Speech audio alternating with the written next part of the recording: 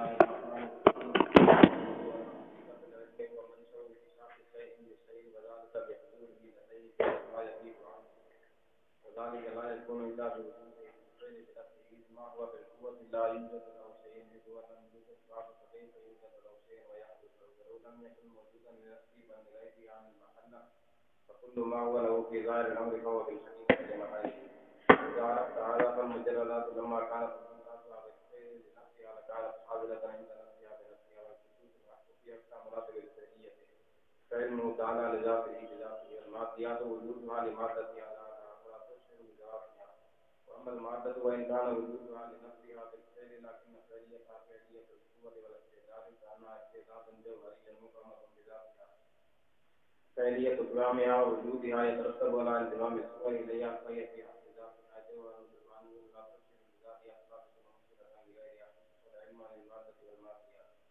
وقيس عليها حال الأعراض القائمة بالموضوعات إنما العلم من شأن الخصوصيات فلعله يحتاج إلى تدريب قريب.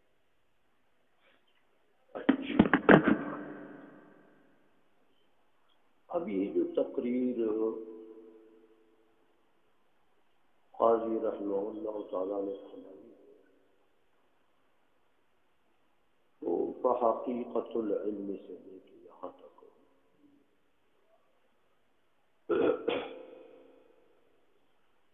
یہاں ایک سوال ہوتا ہے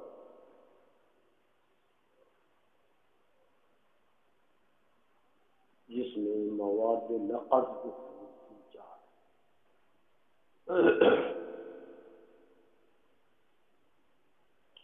ایک تو یہ فرمایا کہ حقیقت العلم هو وجود الشيء بالفعل بشيء موجود بالفعل.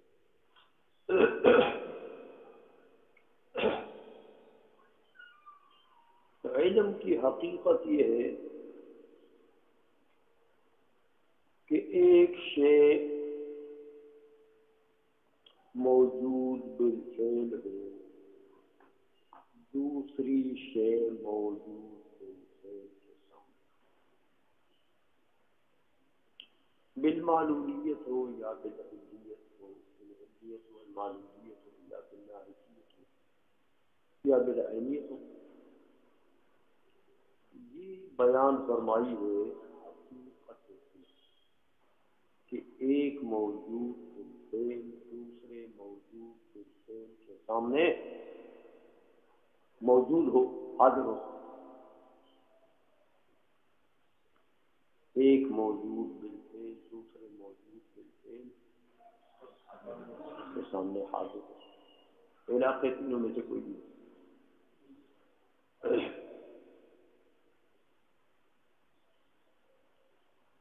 اس پر اعتراض ہوتا ہے کہ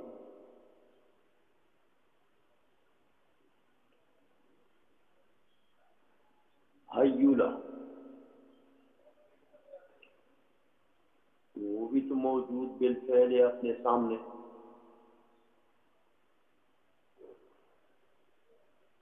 تو حیولہ کو اپنی ذات کا علم ہونا چاہیے کیونکہ حقیقت علم پائی گی.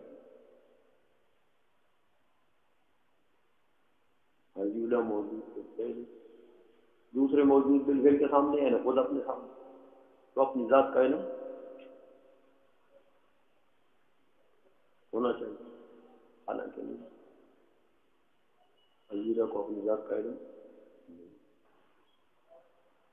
جس میں طبعی جو مرکب ہے حیولہ صورت سے وہ جس میں طبعی بھی اپنے سامنے حاضر موجود بالفعل کے سامنے موجود بالفعل حاضر تو جس میں طبعی کو بھی اپنا علم ہونا چاہیے حالانکہ نہیں. سمجھا گئی. اعراض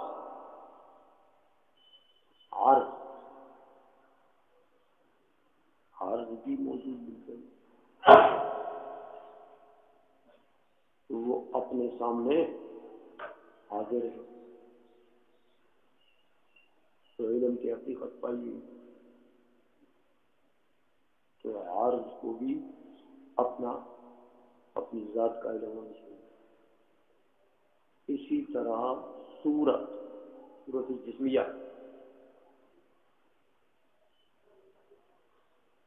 وہ بھی اپنے سامنے حاضر موجود ہے.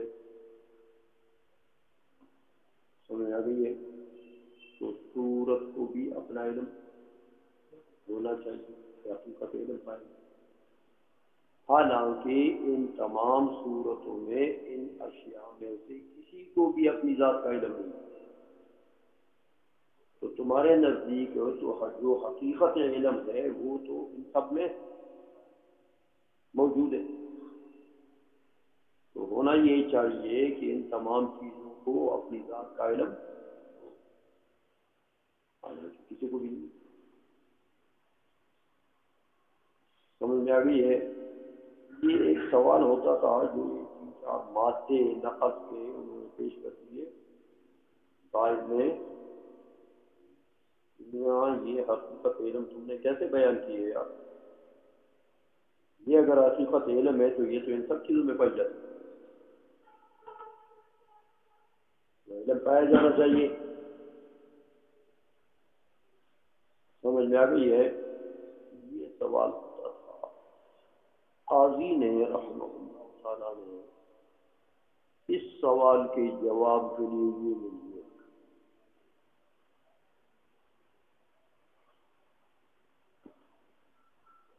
سمجھ میں آ گئی ہے. فرماتے ہیں ٹھیک ہے حقیقت علم یہی ہے کہ ایک شے موجود بالکل دوسری شے موجود بالکل کے سامنے موجود ہے. تین علاقوں میں سے کسی لیکن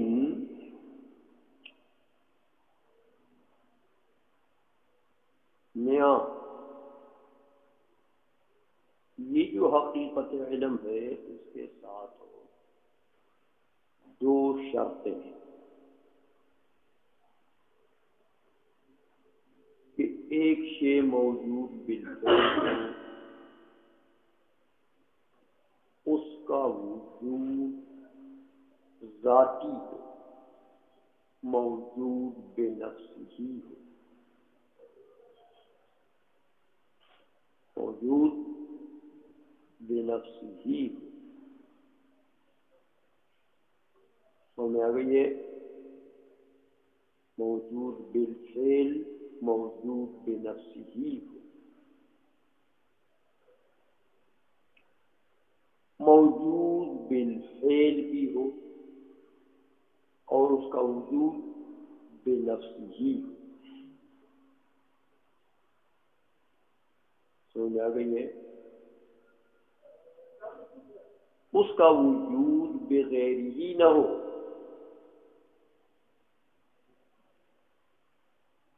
ایک موجود بالفعل ہو یعنی موجود بالقوہ نہ ہو. دوسری شرط موجود بالفعل ہو لیکن موجود بنفسه ہو موجود بغیرہ نہ ہو. سمجھ آ گئی ہے؟ یہ دو قاعدے ہیں یہاں پر. تو موجود بالفعل سے جو چیزیں موجود بالقوہ ہیں وہ نکل گئی. موجود بنفسه سے جو چیزیں موجود بغیرہ ہیں وہ نکل گئی. لہذا حقیقت علم یہی ہے لیکن یہ دو شرطیں ساتھ ہیں کہ موجود بالقوہ نہ ہو کے اور اس کا وجود ہو بالفعل جو ہے وہ وجود بغیرہ بھی نہ. سمجھ میں آ گئی ہے؟ تو پھر یہ حقیقت علم ہے اور یہ مبدأ انکشاف کہ ایک شے موجود بالفعل ہو موجود بنفسه ہو وہ دوسرے موجود بالفعل موجود بنفسه کے سامنے حاضر. سمجھ میں آ گئی ہے؟ اب یہ ہے مبدأ انکشاف. اس وقت وہ جو حاضر ہے دوسرے کے سامنے اس کا انکشاف ہو جاتا ہے. منشأ انکشاف یہ حضور، یہ وجود منشأ انکشاف. سمجھ میں آ گئی ہے؟ لہذا جو شے موجود بالفعل نہیں یعنی موجود بالقوہ، تو وہ بیچارہ تو خود موجود نہیں ہے، موجود بالقوہ کیا ہوتا ہے؟ معدوم بالفعل. جو شے موجود بالقوہ ہے وہ کیا ہے؟ بالفعل وہ معدوم ہے، وہ موجود بالفعل نہیں ہے. تو میں آئیے تو اے میاں اس کے سامنے دوسری کیا چیز حاضر ہو جائے گی؟ وہ خود موجود نہیں ہے، تو دوسری شے اس کے سامنے کیا حاضر ہو جائے گی کہ وہ علم بن جائے اس کے لیے. سمجھ میں آ گئی ہے؟ اچھا، ایک دوسرا یہ کہ اگر اس کا وجود بنفسی ہی نہیں ہے، بذاتی ہی نہیں ہے، بلکہ بغیر ہی ہے. بغیر ہی مانے بالمحل، موجود بالمحل ہے، وہ خود بذاتی موجود ہو. جیسے آراز ہیں، آراز اپنے موجود کے ساتھ قائم ہوتے ہیں نا، اپنے محل کے ساتھ قائم ہوتے ہیں، تو ان کا وجود بالمحل ہے. تو میں آ گئی ہے. تو آراز کا وجود بنفسی ہی نہیں ہے بلکہ بغیر ہی ہے.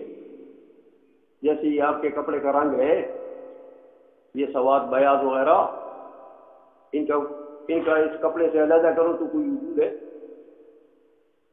تو ان کا وجود بالمحل ہے، بنفسی ہی نہیں ہے.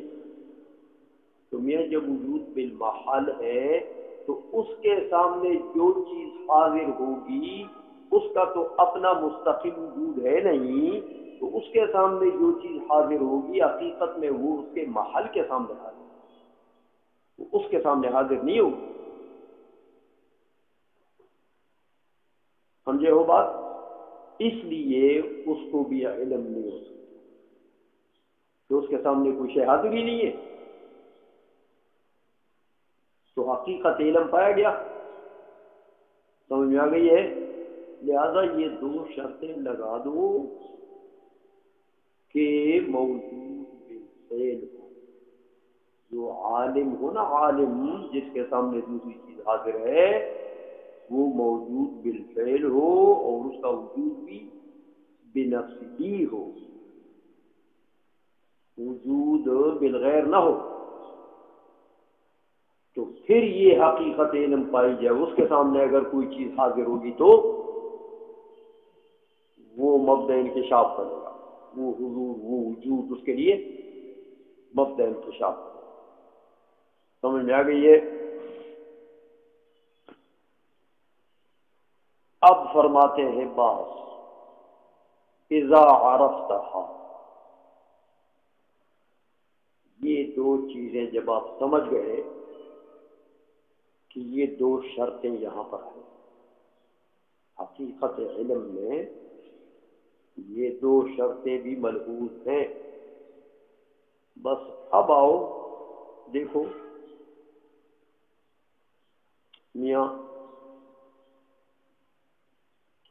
جتنے مجردات عن المادہ، دیکھو میاں، نفس ناطقہ ہے یا عقول ہے یا ذات باری تعالی، تمام مادے سے مجردات ہیں یہ چیزیں. ان کو دیکھو مجردات کو، تو یہ موجود بالفعل، موجود بالقوہ نہیں. ہر مجرد موجود بالفعل، بالقوہ موجود نہیں. اور اس کے ساتھ ساتھ ہر مجرد کا وجود بنفسہ ہی ہے، بمحلہ نہیں ہے. نہیں ہے۔ تو یہ دونوں چیزیں پائی گئی نا، لہذا مجرد کے سامنے اگر کوئی شے موجود ہوگی تو مجرد کو اس کا علم آ جائے گا۔ یہی اس کا وجود، شے کا وجود مجرد کے سامنے، یہی اس کے لیے مبدأ انکشاف۔ سمجھ میں آ گئی ہے؟ یہ تو میاں مجردات کی بات ہے۔ باری تعالیٰ کو دیکھو تو میاں وہ تو اقصا مراتب فعلیت میں ہے نا، وہاں تو قوت کا شائبہ بھی نہیں ہے، بالقوہ ہونے کا شائبہ بھی نہیں۔ تو اس کے سامنے جو چیز حاضر ہوگی وہ تو بدر جاؤ نا، اس کا وجود منشا انکشاف بنے گا۔ سمجھ میں آ گئی ہے؟ اچھا، باقی رہے میاں مادیات، جیسے جس میں طبعی ہے، وہ مادہ یعنی حیولہ اور صورت سے مرکب ہے نا، پہلے پڑھ چکے ہو فلسفہ میں۔ مادیات جیسے جس میں طبعی، یا خود مادہ جیسے حیولہ، ہمیں آ گئی ہے؟ دیکھو میاں، تو کہتے ہیں یہ مادیات ہو کہ مادہ ہو، ان کو اپنی ذات کا شعور ہو، اپنی ذات کا علم نہیں ہے، کیونکہ جو مادیات ہیں میاں، وہ مادہ جب اس کے اندر ہے تو اس کا وجود تو مادے پر موقوف ہے نا، تو مادہ تو خود بالقوہ چیز ہے، موجود ہو۔ حیولہ موجود بالفعل نہیں ہے، سمجھ آئیے؟ وہ تو خود قوت محض کا نام ہے، استعداد محض کا نام ہے۔ اب جب حیولہ کی تعریف کرتے ہیں تو کیا کہتے ہیں؟ یار وہ نہ اپنی ذات کے مرتبے میں واحد ہے، نہ کثیر ہے، نہ متصل ہے، نہ متصل ہے، تو آخر ہے کہ نہیں؟ تو بالفعل تو کوئی شے بھی نہیں ہے نا، سمجھ آ گئی ہے؟ تو جس میں طبعی ہے وہ مادیات میں سے ہے میاں، تو اس کا وجود موقوف ہے کس پر؟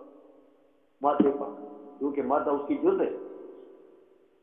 تو مادہ تو خود موجود بالفعل نہیں ہے، وہ تو قوت محض ہے۔ تو مادہ خود حیولہ کو بھی علم نہیں ہو سکتا اپنے آپ کا، تو میں آ گئی ہے؟ اسی طرح مادیات جو ہیں، جن چیزوں میں مادہ ہے جیسے جس میں طبیعی ہے، ان کو بھی اپنی ذات کا علم، کہ وہ حقیقت علم کے لیے جو شرط ہے وہ پائی نہیں گئی، کہ شے موجود بالفعل ہو، بالقوہ موجود نہ ہو۔ ہمیں آ گئی ہے؟ اس لیے فرماتے ہیں میاں مادیات کو اپنی ذات کا علم نہیں ہے، اسی طرح مادہ کو بھی اپنی ذات کا علم نہیں ہے، کہ وہ موجود بالفعل نہیں ہے، مادہ حیولہ، کہ وہ تو استعداد محض کا نام ہے۔ اس کی فعلیت اگر ہے تو وہ کون سی فعلیت ہے؟ قوت کی فعلیت ہے، وجود کی فعلیت نہیں ہے، سمجھ میں آ گئی ہے؟ تو اس کو بالقوہ موجود تو کہہ سکتے ہو، لیکن بالفعل موجود نہیں کہہ سکتے، سمجھ آئیے؟ تو یوں سمجھو، فرماتے ہیں قاضی کہ مادہ جو ہے، حیولہ جو ہے، وہ ایک استعدادی جوہری کا نام ہے، استعداد کا نام ہے، صلاحیت کا نام ہے، بالفعل اس کا وجود نہیں ہے میاں، تو میں آ گئی ہے؟ لہذا وہ وجود میں آئے گا مادہ، کب آئے گا؟ جب صورت جسمیہ کا انضمام ہو جائے اس کو، تو اب جسم طبعی بن گیا، اب اس کی ایک جز ہے مادہ اور ایک جز ہے، تو جسم طبعی جو ہے وہ موجود بالفعل ہے، تو میں آ گئی ہے؟ لیکن میاں ادھر وہ موقوف ہے، وہ مادی ہے، کیونکہ اس کی ایک جزء مادہ ہے، تو مادہ ہو یا مادیات ہو، سمجھ میں آ گئی ہے، وہ عالم نہیں ہوا کرتے، سمجھ میں آ گئی ہے۔ لہذا پتہ لگا کہ یار یہ حیولہ جو ہے یہ اپنی ذات کے مرتبے میں ایک جوہر ظلمانی ہے۔ ہاں ایک جوہر ہے، حیولہ تو جوہر ہے نا، جوہر ہے لیکن محض بالقوہ ہے، وجود ہی نہیں ہے اس کا بالفعل۔ پھر جب محض بالقوہ ہے تو آپ معدوم ہو گیا نا بالفعل، تو عدم کیا چیز ہوتی ہے؟ ظلمت، تو میں آ گئی ہے۔ لہذا یہ جوہر ظلمانی ہے، ایسا جوہر ہے جو محض اندھیرا ہے، محض ظلمت ہے، سمجھ میں آ گئی ہے۔ لہذا لا تشعر لذاتها فلا تكون مشعرة بغیر، سمجھ میں آ گئی ہے۔ لہذا مادیات اور مادہ یہ عالم نہیں ہو سکتا، ان میں حقیقت علم پائی نہیں جاتی ہے، تو میں آئیے لہذا یہ عالم نہ حیولے کو اپنی ذات کا علم، نہ جس میں ترتیب ہوتی مادیات میں نہ اس کو اپنی ذات کا علم، تو میں آئیے آراز کو بھی اپنا علم نہیں، اس لیے کہ ان کا وجود بالمحل ہے بالغیر، تو میں آئیے تو لہذا نہ صورت کو اپنے آپ کا علم ہے، نہ آراز کو اپنے آپ کا علم ہے، نہ جسم طبی کو اپنے آپ کا علم ہے، نہ حیولے کو، لہذا مادیات گئے، سر کھا گئے، مادہ اور مادیات اور آراز ان میں عالم کوئی نہیں ہے، تو میں آئیے مولوی ان میں کوئی بھی نہیں، تو پتہ لگا کہ علم خاصہ ہے مجردات، علم خاصہ ہے مجردات، تو مجردات میں نہ ناطقہ بھی ہے، مولوی ہے، عالم ہے کہ وہ موجود بالفعل بھی ہے اور اس کا وجود بنفسہ بھی ہے، عقول بھی ہے، عقول عشرہ کہ وہ موجود بالفعل بھی ہے اور ان کا وجود بنفسہ بھی ہے، اور ذات باری تعالیٰ بھی ہے، واجب تعالیٰ بھی ہے کہ وہ موجود بالفعل بھی ہے اور اس کا وجود بذاتی بھی ہے، لہذا یہ عالم بن علم خاصہ ہے ان مجردات، اور جو چیز مادی ہے یا مادہ ہے علم کی حقیقت وہاں پر نہیں پائی جاتی، تو لہذا یہ جواب دے دیا اس سوال کا اور آپ کو بتا دیا کہ علم کس کا، لہذا جسم طبعی بھی جسم، یہ جسم جو ہے یہ جو مرکب ہے حیولہ صورت سے، یہ مولوی نہیں ہے، اصل مولوی کون ہے؟ روح، جس کو نفس ناطقہ کہتے ہیں، مدرک کون ہے؟ روح، جس کو نفس ناطقہ کہتے ہیں، سمجھ میں آ گئی ہے۔ اس لیے میاں بڑا مسئلہ حل ہو گیا شریعت کے بڑے یہ منطق ہے نا، بنیاد آپ کو بتا دی، بنیادی بات بتا دی، اے میاں جب ادراک اور علم خاصہ ہو گیا مجرد کا، نفس ناطقہ کا، تو نفس ناطقہ کیا ہے؟ ہم روح کہتے ہیں، شریعت کی اصطلاح میں اس کو روح کہتے ہیں، وہ مجرد للمادہ، وہاں مادہ ایولہ میولہ کوئی نہیں، سمجھ میں آ گئی ہے۔ تو اب بتاؤ کسی کا بدن اگر مرنے کے بعد مٹی بھی ہو جائے، بدن تو مولوی نہیں تھا، میں آئیے جاننے والا مدرک کون ہے؟ روح ہے یا تو روح کے لیے تو فنا نہیں ہے. سمجھ میں آ گئی ہے؟ مٹی ہو گیا کون؟ تو جتنے احادیث میں یہ آتا ہے کہ موت کے بعد بھی میت میں ادراک ہے. سمجھ میں آ گئی ہے؟ بات ٹھیک ہو گئی. اور ایک حدیث میں آتا ہے کہ کسی بھی میت کے قبر کی زیارت کے لیے جاؤ. علامہ شامی نے بھی یہ لکھا تدبیر یہ لکھی کہ ارادہ کرو کہ میں والدین کی قبر کی زیارت کے لیے جاتا ہوں تو وضو اپنے گھر میں کر لو, 2 رکعت نماز نفل بھی پڑھ لو اور اس کا ایصال ثواب کر دو, یا جو بھی پڑھ سکتے ہو ساتھ اس کا ایصال ثواب کر دو ان کے.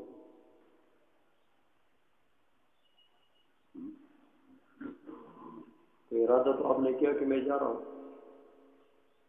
فرشتے آپ کا یہ 2 رکعت کا ثواب اور اجر یہ لے جائیں گے, ان کو پیش کر دیتے ہیں. ان کے روح کو, بدن چاہے مٹی بھی ہو چکا ہے, ان کے روح کو پیش کر دیتے ہیں کہ یہ تمہارے بیٹے نے تمہارے لیے تحفہ بھیجا ہے, ہدیہ بھیجا ہے اور تمہاری ملاقات کے لیے آ رہا ہے.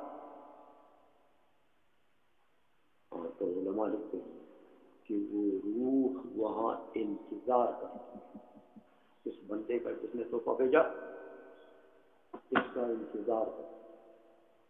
یہ جب جاتا ہے السلام علیکم دار قوم مؤمنین وَإِنَّا إِنْ شَاءَ اللَّهُ بِكُمْ لَاحِقُونَ, یہ مسنون سلام ہے جو حضور نے خود اہل بقیع میں اسی طریقے سے سلام کیا. یہ سلام جب کہتا ہے علماء نے لکھا کہ جواب دے. تو کون جواب دیتا؟ روح. مٹی, بدن تو مٹی ہو گیا, مدرک روح ہے, وہ جواب دیتا. اس کے دیکھنے سے وہ خوش ہوتا. اس نے جو ایصال ثواب کیا اس کی وجہ سے اس کو راحت ملتی ہے, اللہ تعالیٰ کرم فرماتا ہے, تو وہ خوش ہو جاتا. تو روح نے تو نہیں مٹی ہونا میاں, ہمیں آئیے روح نے تو باقی رہا. پورے روح من امر ما اوتیتم من العلم. سمجھ آ گئی ہے؟ اس لیے قاضی نے مسئلہ حل کر دیا کہ جتنے احادیث میں یا قرآن عظیم کی آیت میں میت کے ادراکات کے متعلق جو بات آئی ہے تو وہ سارا مسئلہ بالکل ٹھیک کہ اصل مدرک سب سے ناطقہ, اور یہ مادیات بھی جس میں طبی. سمجھ میں آ گئی ہے؟ تو شریعت کے بڑے مسئلے حل ہو گئے.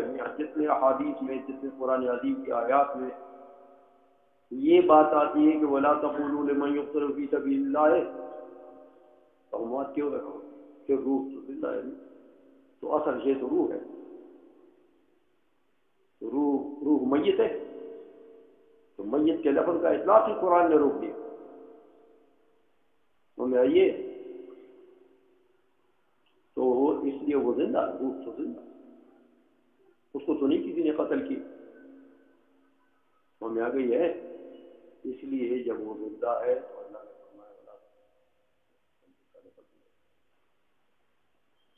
ہمیں آ گئی ہے کہ یہ حکم تمام کا ہے. اے میاں کافروں کی روح بھی نہیں گویا کہ مرتی.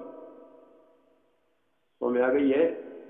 ارواح جو ہیں وہ سب عذاب ہوگا یا ثواب ہوگا, جو بھی ہوگا وہ بدن اور روح دونوں کو ہوگا.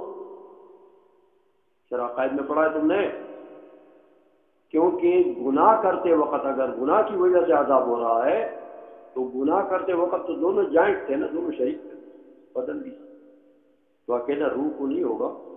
ایک روح اس میں گھسیٹ دی جائے اس بدن میں, اس بدن کو زندہ کیا جائے گا اور وہی روح اس کے اندر ہوگی اور وہ عذاب ہوگا. باقی بدن کو زندہ کرے گا وہ اللہ ہی جانتا ہے کیفیات ہے کیسے زندہ کرے گا۔ کیا یہ بدن بالکل بغیر ہی اسی طرح بدن بنا لیتا اللہ کی قدرت کے اندر؟ جب پہلی مرتبہ ہمارے بدن کو بنایا تو دوبارہ نہیں بنا سکتا؟ تو میں آئیے اگر مٹی بھی ہو گیا تو اسی مٹی سے دوبارہ بنا سکتا؟ پہلے مرتبہ جب آدم سے لیس سے ایش کر دیا تو دوبارہ اسی مادے سے دوبارہ نہیں بنا سکتا؟ دوبارہ بنانا تو آسان ہوتا ہے جی، سمجھا گئی ہے؟ تو اب اسی طرح بدن بناتا ہے، روح کو گسیڑ دیتا ہے، عذاب دیتا ہے، یہ اس کے قدرت کے اندر ہے۔ یا وہ مٹی رہے، اس بدن کی مٹی رہے اور اس میں حس پیدا کر کے، سمجھ آئیے، تو روح کا تعلق اس سے کر دیتا ہے اور اس میں حس پیدا کر کے عذاب دیتا ہے، یہ اس کی شان ہے۔ لیکن بہرحال مسئلہ یہ ہے کہ راحت قبر اگر نیکیوں کی وجہ سے ہے تو روح اور بدن دونوں کو راحت ہو، ثواب ملے، نعمتیں ملے، کیونکہ دونوں نے نیکیاں کی ہیں نا۔ تو اب ایک کو محروم کرنا دوسرے کو دینا یہ تو عادل نہیں ہے نا، پھر اللہ تعالیٰ تو عادل ہے۔ اور پھر وہ مثال دیتے ہیں شرف اللہ صفی وغیرہ شروع میں کہ یہ روح اور یہ بدن ان دونوں کی نظیر ایسی ہے جیسے ایک بندہ ہے وہ آنکھوں سے اندھا، دوسرا ہے وہ لنگڑا ہے۔ اندھے اور لنگڑے نے مشورہ کیا یار اس باغ سے چوری کرتے ہیں، پھل توڑتے ہیں اس باغ کے درختوں سے۔ اب وہ ایک تو لنگڑا ہے، وہ چڑھ تو سکتا نہیں، تو دوسرا اندھا ہے، وہ دیکھ نہیں سکتا، تو کدھر پالے؟ تو وہ لنگڑے نے کہا کہ آؤ یار تو میرے کاندھے پر بیٹھ جا، میں لنگڑا تو ہوں، چڑھ تو نہیں سکتا ہوں، لیکن کچھ تو اونچا کر دوں گا نا آپ کو کاندھوں پر، تو دیکھتا تو ہے، لہذا چوری کر لیتے تھے۔ تو لنگڑے نے کاندھے پر بٹھایا، کچھ اونچا کر دیا اس کو، تو اس نے وہاں سے پھل توڑا، چوری کر لی دونوں نے۔ چور اب مالک آ گیا باغ کا، تو مالک ایک کو سزا دے گا کہ یہ دونوں نہ ملتے تو چوری تو نہیں ہو سکتی تھی، دونوں اتفاق نہ کرتے تو چوری ہو سکتی، اس لیے سزا کے مستحق دونوں۔ یہ نظیر سمجھانے کے لیے دیتے ہیں کہ اللہ جل مجدہ عادل ہے، وہ بندہ ایسا نہیں کرتا کہ لنگڑے کو چھوڑ کے صرف وہ دوسرے کو سزا دے، سمجھ آ گئی ہے؟ تو ایسا تو نہیں ہو سکتا نا۔ یا وہ اندھا جو ہے وہ کہتا ہے اس کو، اس لنگڑے کو کہ تو لنگڑا یار چڑھ تو نہیں سکتا ہے، تو میں لنگڑا تو نہیں ہوں نا، سمجھ آئیے، تو میرے کاندھوں پر بیٹھ جا لنگڑے کو، تو لنگڑی کی آنکھیں تو ٹھیک ہے نا، چوری کر دی، تو دونوں اگر اتفاق نہ کرتے چوری ہو سکتی، اس لیے مالک آئے گا دونوں کو سمجھا گئی ہے۔ دونوں مجرم ہیں اپنی اپنی جگہ پر، اسی طرح اللہ جل مجدہ عادل، کسی گناہ کی وجہ سے سزا دے گا تو دونوں کو، گناہ دونوں نے کی، سمجھ آ گئی، کسی نیکی کی وجہ سے نعمت دے گا دونوں کو، تو وہ نیکی دونوں نے مل کر کی، سمجھ میں آ گئی ہے۔ اس لیے روح کو تو پناہ ہے نہیں میاں، اور بدن کو اگر مٹی ہو گئی ہے تو باری تعالیٰ پھر اس کو زندہ کر جیسے بھی زندہ کرے اس کی قدرت۔ تو شریعت کے بہت سارے مسائل ہمارے اس کلیہ پہ حل ہو گئے کہ اصل مدرک جو ہے، عالم جو ہے، وہ نفس ناطقہ مجرد ہے، مادی شے عالم نہیں ہو سکتا۔ سمجھ میں آ گئی ہے؟ ترجمہ کروں۔ توضیحہ، اس کی وضاحت یوں ہے، وہ سوال کا جواب دیتے ہیں کہ ان حقیقت العلم هو منشأ انکشاف شیء لشیء، وہ منشأ انکشاف ہے ایک چیز کا دوسرے کے لیے، وذلک بحضورہ لدیہ، اور اس طریقے سے ہوگا کہ وہ دوسری چیز پہلے والے کے سامنے حاضر ہو، بحیث لا یغیب عنہ، اس طریقے سے کہ وہ اس سے غائب، وذلک لا یکون الا بوجودہ بالفعل بنفسہ، اور یہ حضور کیسے ہوگا؟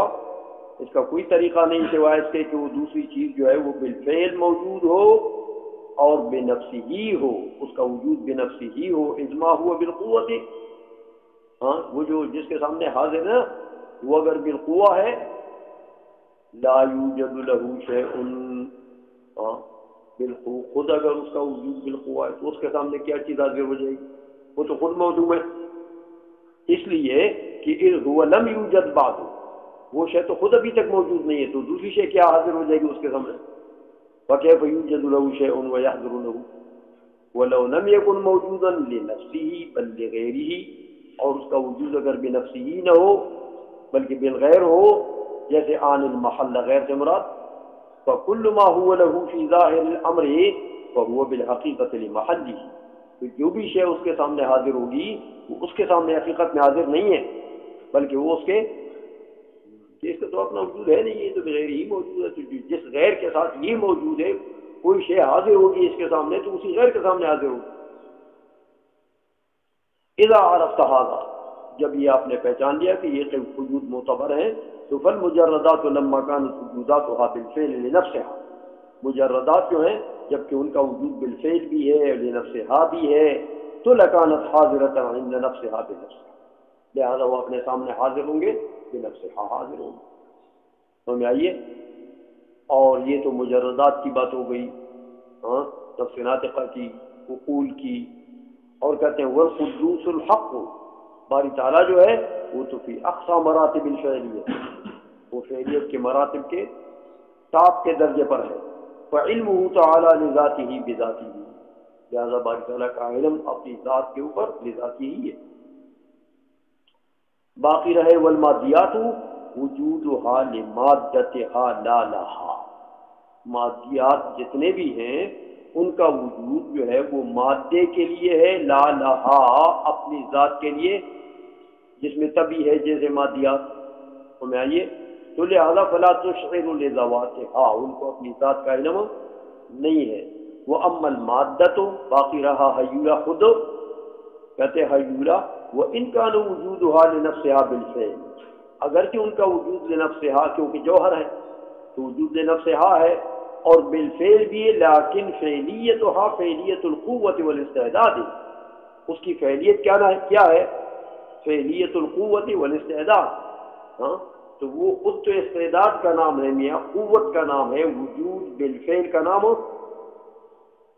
كأنها استعداد جوہری مبہمۃ بذاتها، سمجھو کہ یہ ایک استعداد جوہری ہے جو اپنی ذات کے اعتبار سے اس میں ابہام ہے، کہ اپنی ذات کے اعتبار سے نہ واحد ہے نہ کثیر، نہ متصل ہے نہ منفصل، تو یہ ابہام ہو گیا۔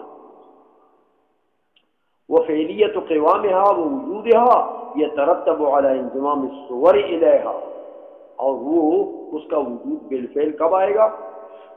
ہاں اس کی ذات موجود بالفعل کب ہوگی؟ وہ تو مرتب ہوگا میاں انضمام صور، کہ صورت جسمیہ اس کے ساتھ لگ جائے تو یہ موجود بالفعل، سمجھ آئیے؟